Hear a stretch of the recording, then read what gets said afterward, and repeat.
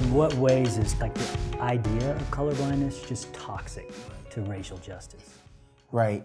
Well, it's interesting. So I'm going to give them the benefit of the doubt that when people say that, they think they mean something good. I mean, they mean something good in their hearts. They think they're saying something good because what they mean is they don't want the color to be the determining factor by which they do something or not.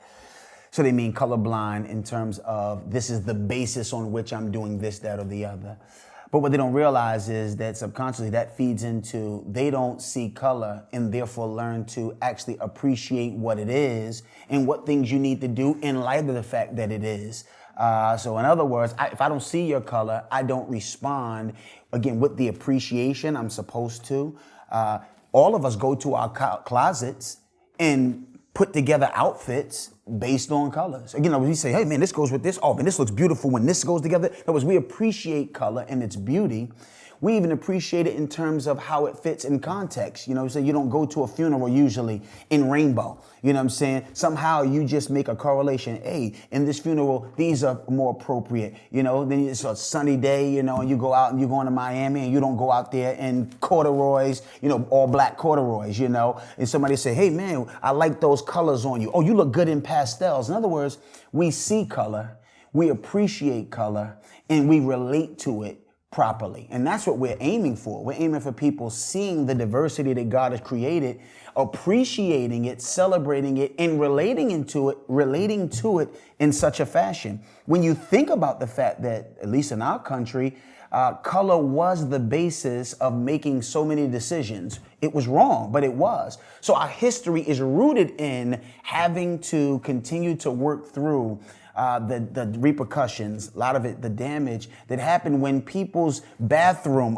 was determined by their race. People's spouse would have been determined by their race. Who they could address a certain way would be determined just by their ethnicity, their color, I should say.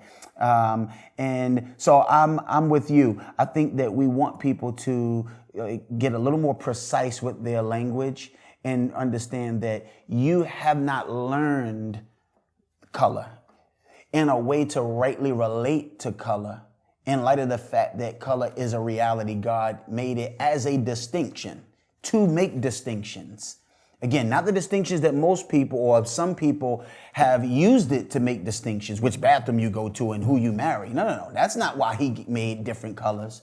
But it was to reflect a colorful mosaic of what he does. And he's distributed. The Bible says, in even the Bible, the church, God gives gifts, sovereignly, one source, but everybody doesn't have the same gift. In other words, God is the distributor of diversity. And I think God has done things. He's given certain things to certain people. How many of us wish if we were running a marathon, some of us probably like, man, I wish I was one of those Kenyans. I wish I was one. They seem to always win. This Ethiopians. It's like you think about hockey. You say, man, I wish I was. There's all kinds of things. It seems like God has distributed among humanity so that we need each other for the common good. But we have to meet.